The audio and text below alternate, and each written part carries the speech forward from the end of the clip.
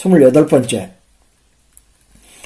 제가 매주 연달아서 12번을 강의를 했더니 목이 칼칼해요. 목구멍이. 목구멍이 한 열흘 보름 되도록 증상이 안 사라져요.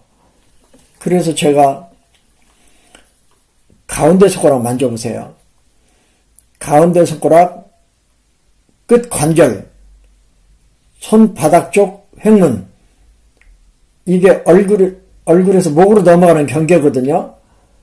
여기가 목구멍이잖아요. 가운데 손가락 끝 관절, 손바닥 쪽 횡문, 이게 얼굴에서 목으로 넘어가는 경계선이거든요. 여기가 목자리예요. 여기를 횡문을 따라서 쭉쭉 눌러보니까 속이 꿀렁꿀렁해요. 그러면서 아파요. 여기 목구멍에 문제가 생겼나 보다. 또 거기다 테이핑을 했어요. 손바닥 쪽에. 근데 테이핑하고 얼마 있으니까 거기서 열이 나요. 그래서 열이 나니까 기분이 안 좋아서 뜯었어요. 계속 놓아뒀으면 치료가 됐을 건데. 그래가지고 그걸 뜯어서 어디에 테이핑을 했냐면 손가락 등 쪽 만져보세요. 손등. 손목 가까운 데가 천골이라 그랬어요. 중수골저. 손목 가까운 거기 뭉툭한 대추 씨같이 뭉툭한 그게 천골인데 거기다 붙였어요.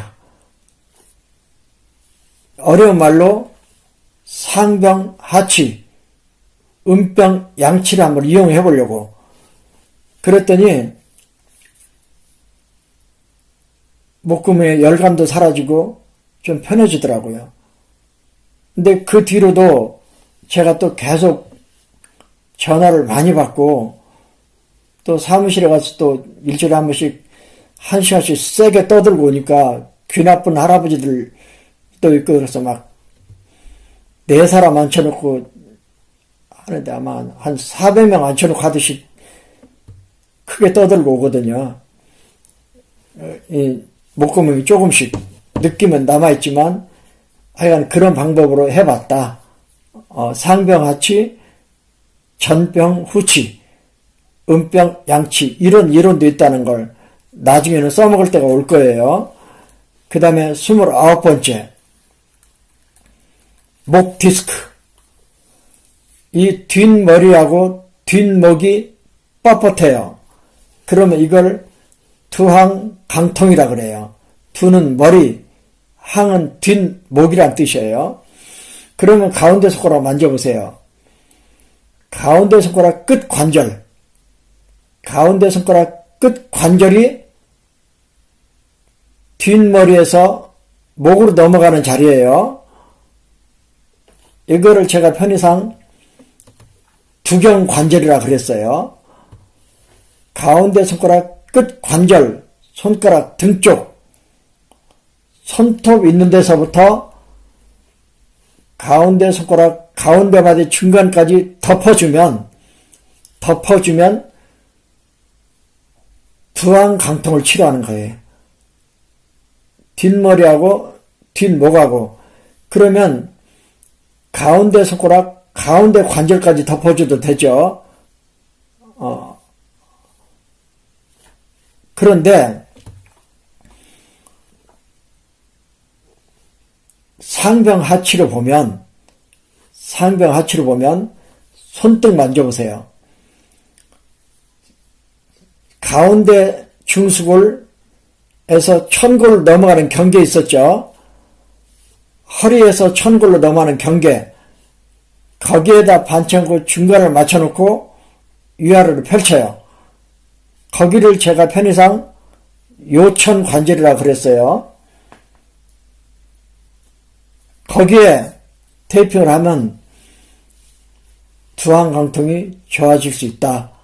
이거는 대응으로 봤을 때 상병하치, 상하 대응을 근거로 한